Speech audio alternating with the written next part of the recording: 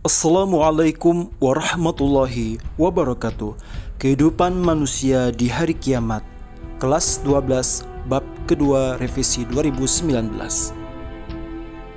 Semester 1. Bab pertama. Tujuan belajar materi ini sebagai berikut. Yang pertama, siswa memahami makna beriman kepada hari akhir berdasarkan pengamatan terhadap diri sendiri, alam semesta, dan makhluk ciptaannya, sehingga menjadi pribadi yang rajin dalam beribadah dan menghindari diri dari perbuatan maksiat. Yang kedua, siswa menjadi pribadi muslim yang kuat dan tidak mudah terpengaruh, seperti isu kiamat oleh ramalan seseorang dan lain-lain.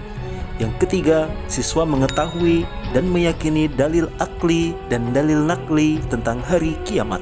Dan yang terakhir, siswa menjadi pribadi muslim yang meyakini bahwa segala sesuatu ada karma atau balasan, baik amalan soleh maupun amalan yang buruk. Beriman kepada hari akhir atau hari kiamat merupakan rukun iman yang kelima. Umat Islam harus percaya dan yakin bahwa hari akhir itu pasti akan datang. Kelak manusia akan dibangkitkan kembali dari kubur untuk menerima pengadilan Allah Subhanahu wa taala. Sebagaimana firman Allah di dalam Quran surah Al-Hajj surah ke-22 ayat yang ke-7 yang berbunyi, Bismillahirrahmanirrahim. Wa anna as-sa'ata atiyatun la raiba fiha wa anna Allaha yab'atsu man fil qubur. Dan sungguh hari kiamat itu pasti datang, tidak ada keraguan padanya, dan sungguh Allah akan membangkitkan siapapun yang di dalam kubur. Iman kepada hari akhir adalah meyakini bahwa seluruh alam termasuk dunia dan seisinya akan mengalami kehancuran, dan akan ada lagi kehidupan lagi yang merupakan kehidupan yang sebenarnya dan bersifat abadi guna mempertanggungjawabkan amalan selama di dunia. Para ulama mengkelompokkan kiamat menjadi dua macam. Yang pertama, kiamat sugro, dan yang kedua, kiamat kubro.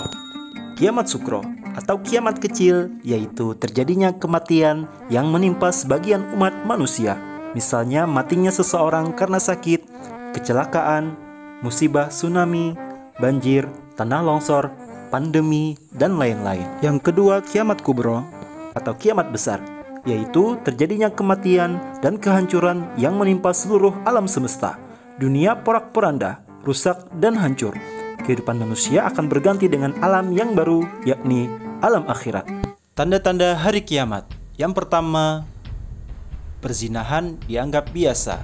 Penggembala berlomba mendirikan bangunan yang tinggi, dan ini sudah terjadi di Timur Tengah. Munculnya Imam Mahdi, sebagaimana hadis Nabi. Munculnya Dajjal dan fitnah-fitnahnya. Turunnya Isa Al-Masih yang akan membunuh Dajjal. Keluarnya Ya'juj dan Ma'juj di akhir zaman. Sering terjadi gempa. Ad-Dukhan, munculnya asap. Sebagaimana hadis Nabi sallallahu alaihi wasallam.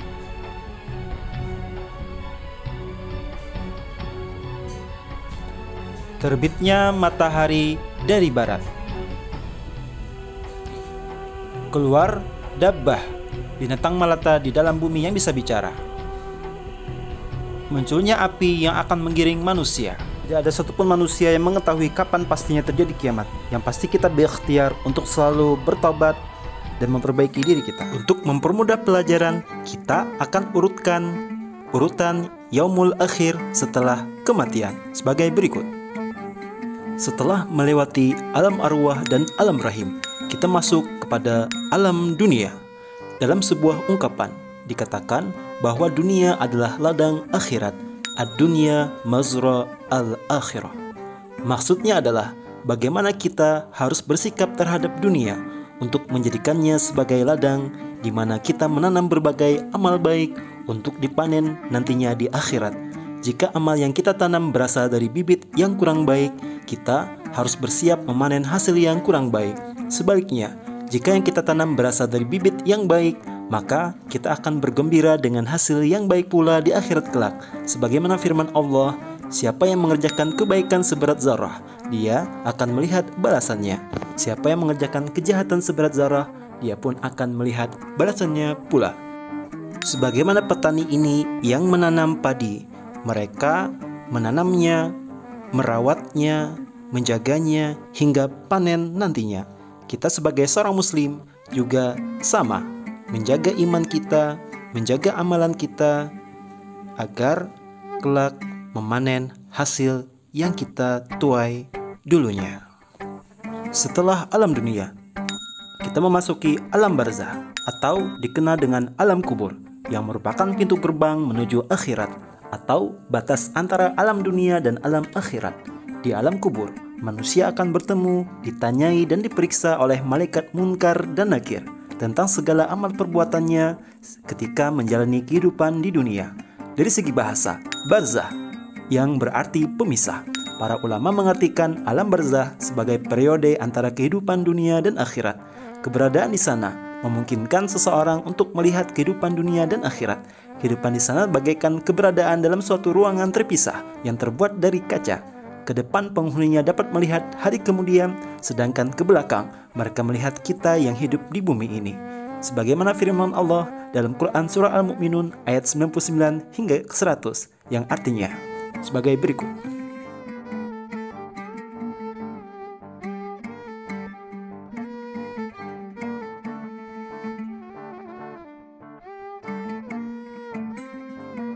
Fase berikutnya adalah tiupan sangkakala dan kehancuran alam semesta. Allah Subhanahu wa Ta'ala telah menetapkan hari kiamat yang gaib bagi manusia, sebuah hari yang tidak ada satu makhluk pun yang tahu kapan itu akan terjadi. Peristiwa hari kiamat ditandai dengan ditiupnya trompet malaikat Israfil. Ada dua macam pendapat tentang jumlah ditiupnya. Pendapat yang pertama, Yusuf Al-Qaradawi dalam tafsir Juz Amma menjelaskan, tiupan pertama merupakan tiupan untuk makhluk hidup di dunia ini untuk menuju kematian. Tiupan kedua berbicara tentang hari kebangkitan manusia dari kuburnya. Di antara ulama yang berpendapat demikian yang lain yaitu Ibnu Abbas, Al-Hasan Al-Basri, Ibnu Qatadah, Al-Qutrubi, Ibnu Hajar rahimakumullah. Sebagaimana Quran Surah Az-Zumar ayat 68. Pendapat yang kedua sebanyak 3 kali ditiup. Di antara ulama yang berpendapat demikian adalah Ibnu Al-Arabi, Al-Islam, Ibnu Taimiyah, Asy-Syaukani rahimakumullah. Di mana pada hari kiamat malaikat Israfil meniup sangkakala sebanyak 3 kali tiupan. Tiupan pertama, tiupan yang menyebabkan kekagetan, kepanikan, terkejutnya seluruh makhluk. Tiupan ini menyebabkan perubahan dan kerusaknya keteraturan alam dunia. Tiupan kedua, tiupan yang menyebabkan kematian seluruh makhluk. Dan tiupan yang ketiga akan membangkitkan orang-orang yang telah mati dan mengumpulkan mereka di padang mahsyar. Dan pendapat paling kuat adalah pendapat yang pertama, berdasarkan hadis dari Abdullah bin Amr radhiyallahu anhu dalam sebuah hadis yang teramat panjang yang memiliki arti sebagai berikut. Hadis riwayat Muslim nomor hadis 2940. Fase berikutnya adalah hari kebangkitan atau dikenal dengan Yaumul Ba'ats. Pernahkah kamu melihat benih kecil yang tumbuh di atas tanah? Begitulah kelak Allah akan membangkitkan kembali seluruh manusia yang telah mati dari alam kubur. Peristiwa itu dinamakan Yaumul Ba'ats. Yaumul Ba'ats adalah hari dibangkitkannya manusia dari alam kubur untuk diarahkan menuju ke padang mahsyar. Kebangkitan manusia ini akan terjadi setelah ditiupkan sangkakala yang kedua oleh malaikat Israfil. Seluruh manusia mulai zaman Nabi Adam sampai manusia terakhir bangkit dari kubur. Adapun keadaan mereka bermacam-macam sesuai dengan amal perbuatan mereka pada waktu hidup di dunia, sebagaimana firman Allah Subhanahu wa Ta'ala. Quran Surah Yasin ayat 51 yang artinya,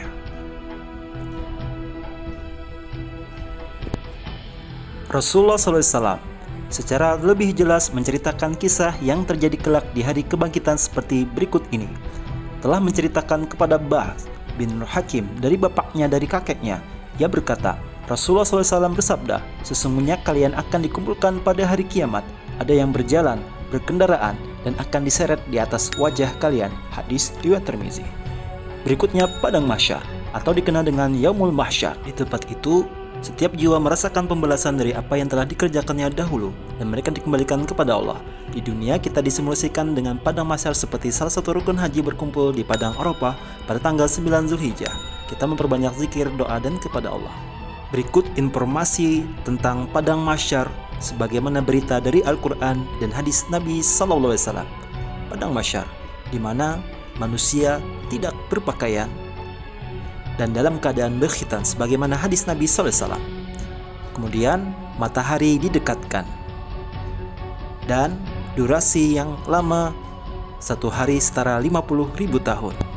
Syafaat atau pertolongan di hari kiamat, tatkala tidak ada pertolongan dan ada pertolongan atau syafaat atas izin Allah. Setidaknya ada 3 perbuatan yang akan kita dapatkan. Yang pertama, syafaat Nabi Muhammad SAW. Beliau bersabda, setiap nabi mempunyai doa yang mustajab, maka setiap nabi doanya dikabulkan segera. Sedangkan aku menyimpan doaku yang memberi syafaat kepada umatku di hari kiamat.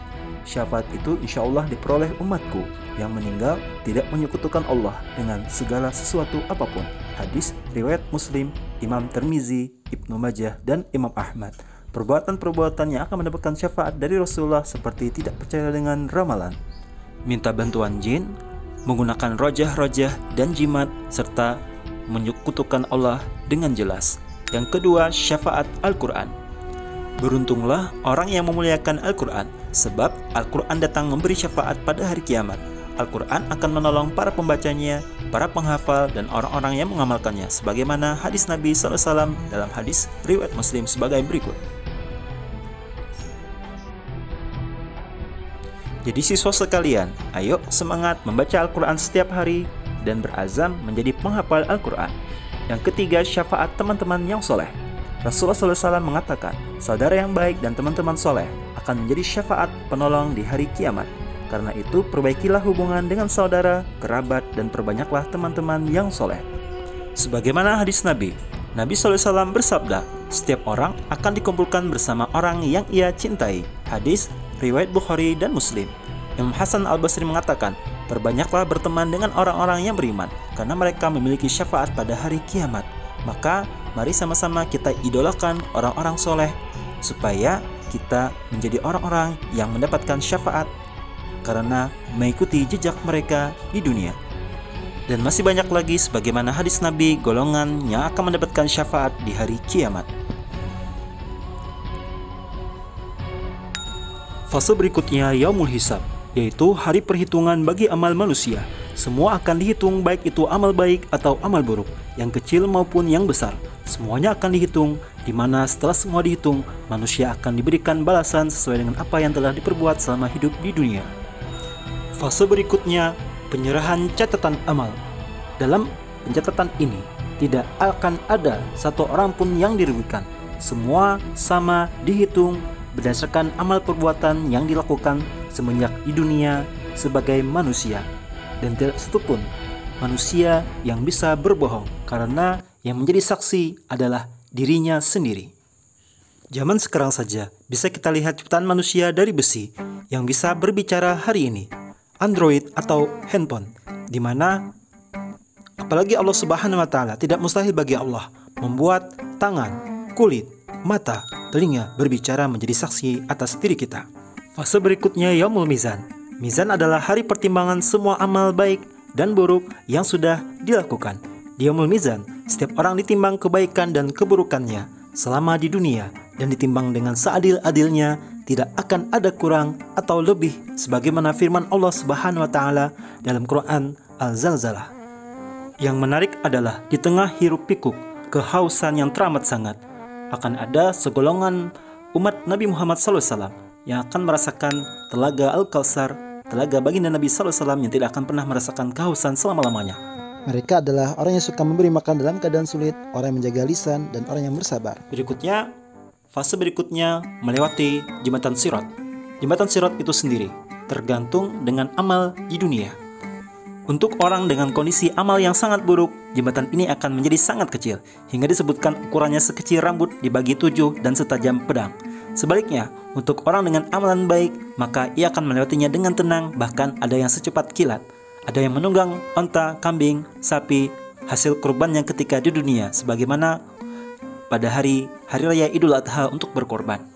Surga dan neraka. Orang-orang soleh yang berhasil melewati Shiratul Mustaqim, ia akan ditempatkan di surga atas rahmat Allah. Semua orang muslim kelak akan ditempatkan di surga meskipun ia memiliki dosa.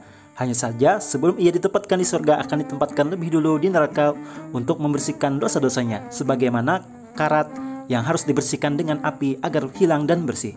Neraka adalah tempat bagi orang yang memiliki dosa, baik itu muslim atau kafir. Di neraka itulah balasan orang yang banyak melakukan dosa, takabur, sombong, dan terlebih tidak melaksanakan perintah Allah Subhanahu wa Ta'ala. Mereka di neraka susah payah mendapatkan makanan dan minuman. Mereka diberi minuman yang panas dan makanan dari pohon yang berduri. Firman Allah Subhanahu wa Ta'ala sebagai berikut. Para penghuni neraka tidak akan merasakan aman atau menyenangkan, sebab di neraka ada yang sangat dingin sampai mengelupaskan kulit, dan yang amat sangat panas sampai mengelupaskan kulit, sebagaimana firman Allah Subhanahu wa Ta'ala. Begitulah gambaran betapa pedih dan beratnya siksaan yang diterima bagi mereka yang ringan timbangan amal kebaikan mereka. Maka dari itu, mari kita tinggalkan perbuatan buruk. Terlebih lagi di era modern hari ini, betapa mudahnya seseorang menggunakan Android-nya untuk menjadi amal soleh dengan update status kebaikan atau amal salah dengan update status keburukan. Rangkuman pelajaran kita, beriman kepada hari kiamat merupakan rukun iman yang kelima. Iman kepada hari akhir adalah meyakini bahwa seluruh alam termasuk dunia dan segala isinya akan mengalami kehancuran, ditandai dengan ditiupnya trompet oleh malaikat Israfil. Yang ketiga, para ulama mengelompokkan kiamat menjadi dua macam, yaitu kiamat sugro dan kiamat kubro. Yang keempat, setelah kejadian kiamat kubro yang sangat dahsyat itu, semua manusia akan mati dan mengalami proses kehidupan di alam akhirat sebagaimana alam-alam berikut tadi. Dan yang terakhir, setiap manusia memiliki perbuatan baik dan buruk akan menerima balasan dari Allah Subhanahu wa Ta'ala seadil-adilnya. Assalamualaikum warahmatullahi wabarakatuh.